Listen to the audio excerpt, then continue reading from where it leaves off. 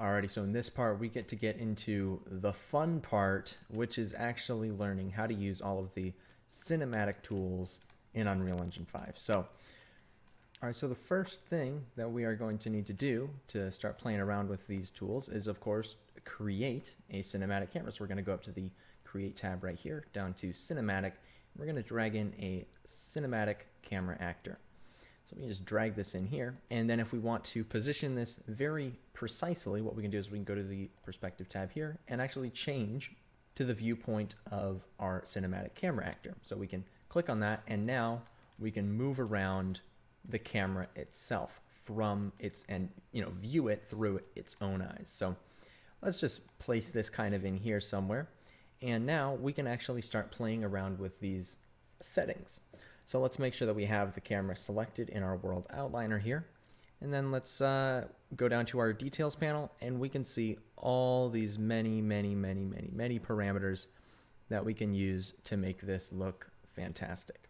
All right, so the first thing that we've got here is our look at tracking settings. So let's just go through here. Let's enable tracking.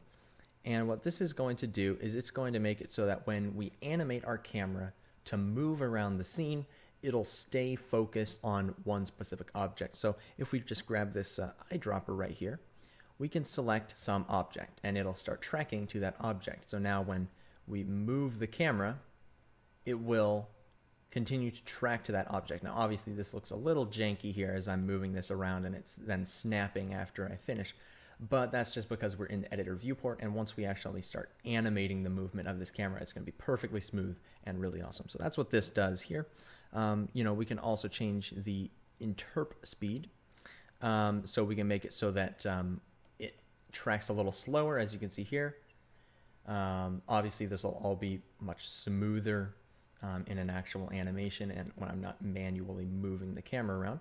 But that's a pretty neat setting there. We can also change the relative offset, so we can actually offset our angle or our rotation from the object that we're actually looking at. So now it's still tracking towards the object that we have selected here, but it is offset, of course, by whatever X, Y, Z rotations we have set. So that's all of the look at track settings. I'm just going to disable that for now. All right, next we have our film back settings right here, which is just going to be our sensor width and height. So we can use a preset here, digital film, we've got DSLR, we've got all these different presets here, or we can just set our own custom height and width here.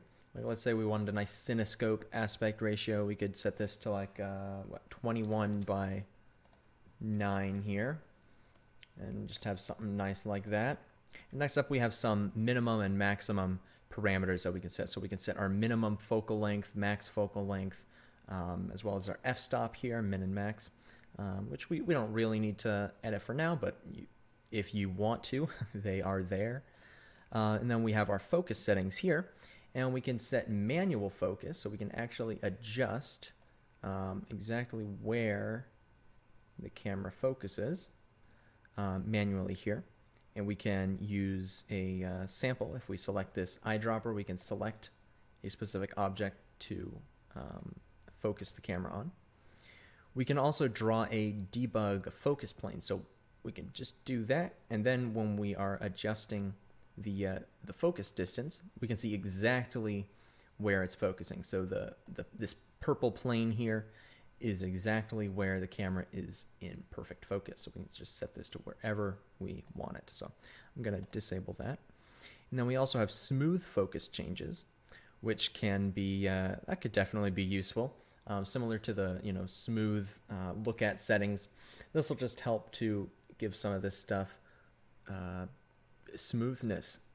It's pretty self-explanatory. I don't know why I'm trying to explain this in more depth. We of course have our focus offset, which who knows, maybe you'll need that at some point. And then we also have our focal length here, which we can adjust, as well as our current aperture. So if we want a little bit more blurring, we can turn that down. If we want a bit more or a bit less blurring, we can turn this way, way up. Next, if we scroll down a little bit farther, we've got some other camera options here like contain aspect ratio, which is going to be checked by default. And for most cutscenes, you might want to keep it contained, but it's going to depend on what exactly you're using this for. So if we uncheck this box, then we are going to uncontain the aspect ratio. So the focal length will still stay the same, but we're not going to see any of those black bars. So what this is good for is if you have an in-game cutscene and you want it to fill the entire screen no matter what. Like let's say one person is playing on,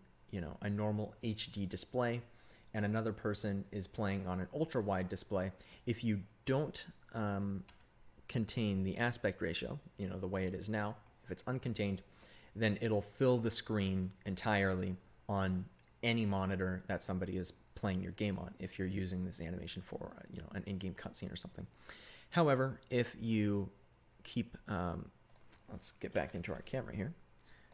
If you go into the cinematic camera here and you do contain it, you're always gonna see it at this exact ratio. So it depends on how precise you're trying to be and what you might be using this cinematic for. And then if we scroll down a bit more, we'll see some stuff like post-process settings. And that's basically all that we have down below here. So this will allow you to adjust the lens, depth of field, the global illumination, color grading, all of these various different settings that you might want to be specific to these cameras.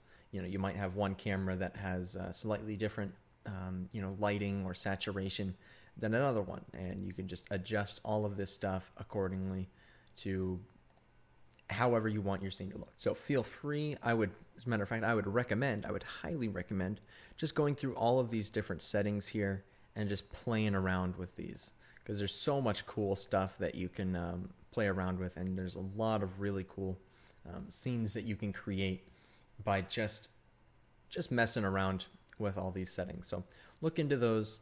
That's some stuff that I think you'll definitely find interesting and fun. But it's just a little outside the scope of this specific course. And it's all easy enough stuff that you could just figure it out yourself, honestly.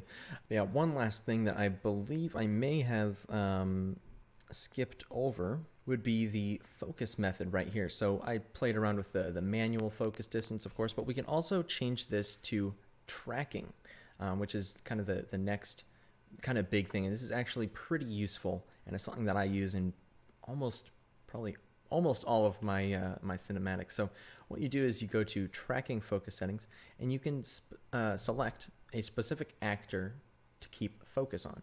So now I've just selected the Unreal Engine mannequin character here, and he is now going to be in focus no matter where I go in the scene. So if I've got the camera moving around a whole bunch in my animation and I want it to stay focused on one specific thing, this is way easier than trying to manually animate the focus distance. Some near perfect focus, of course, if we're focusing in on certain areas, it's going to be less in focus since it's focusing on the center point of the actor. In this case, it's down by his feet. So this is where it's setting the focus technically. So up here, if we're really close, it's going to be a little bit blurry, of course, since it's technically focusing down there. So in that case, what we might want to do is actually adjust the tracking offset. So what we can do is we can actually go in here, we can adjust the Z offset just like so, and now it is perfectly tracking right up here on our little mannequin buddy's face. So that's a incredibly useful feature that I absolutely love using. Super fun to play around with. But that is about it for the cinematic camera. That is pretty much all the fundamentals that you need to know for setting up the settings, positioning it, and all that stuff. And we're going to get into animating this camera very shortly in the next video, where we start talking about some of the ways that you can, move it around using the camera rail. So let's get right into that.